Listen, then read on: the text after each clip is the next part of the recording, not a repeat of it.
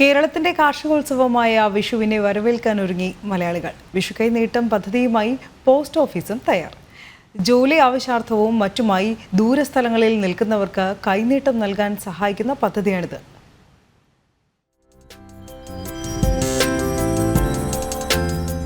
ഇത് തിരുവനന്തപുരം നഗരത്തിലെ ഒരു പോസ്റ്റ് ഓഫീസാണ്. ഇവിടേക്ക് വന്നത് ഒരു പ്രധാനപ്പെട്ട ഒരു കാര്യത്തിന് വേണ്ടിയാണ്. ആ കാര്യം വഴിയെ പറയാം.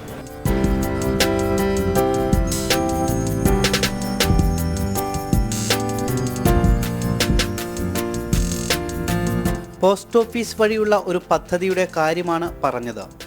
മലയാളികൾ വിഷുവിനെ വരവേൽക്കാനുള്ള ഒരുക്കം തുടങ്ങിക്കഴിഞ്ഞു. അതിൻ്റെ ഭാഗമായുള്ള പദ്ധതി പോസ്റ്റ് ഓഫീസും തയ്യാറാക്കിയിട്ടുണ്ട്. ഇവിടെ നിന്നും ഒരു ഫോം കിട്ടിയിട്ടുണ്ട്. ഈ ഫോമിന് ഒരു പ്രത്യേകതയുണ്ട്. ഇത് വിഷു കൈനീട്ടം എന്ന പദ്ധതിയുടെ ഭാഗമായുള്ള ഒരു ഫോമാണ്. അതായത് നമുക്ക് ആർക്ക് വേണമെങ്കിലും, നമ്മുടെ വേണ്ടപ്പെട്ട ആർക്ക് വേണമെങ്കിലും വിഷുവിന് വിഷു കൈനീട്ടം പോസ്റ്റൽ വഴി അയക്കാം. അതാണ് ഇതിൻ്റെ പ്രത്യേകത. നമ്മുടെ ഇഷ്ടപ്പെട്ടവർക്ക് സർപ്രൈസായി വിഷു കൈനീട്ടം നൽകാം എന്നതാണ് പ്രത്യേകത. കഴിഞ്ഞ 2 വർഷമായി പദ്ധതി നടപ്പാക്കുന്നു. 4 ഡിനോമിനേഷനിലാണ് നമുക്ക് അയക്കാൻ പറ്റുന്നത്.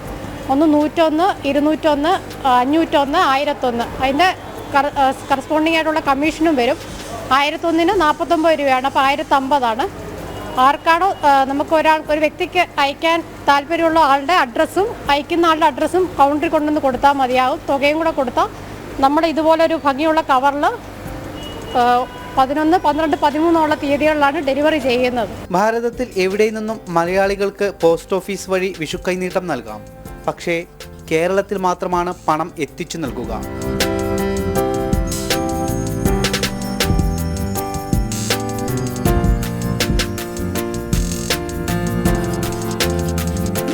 ഞാനും ഒരാൾക്ക് വിഷു കൈനീട്ടം അയച്ചിട്ടുണ്ട്.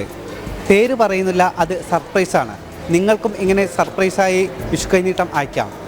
ക്യാമറാമാൻ നിതിൻ എബിക്കൊപ്പം ശിവദാസ് കന്മനം, ജനം, തിരുവനന്തപുരം.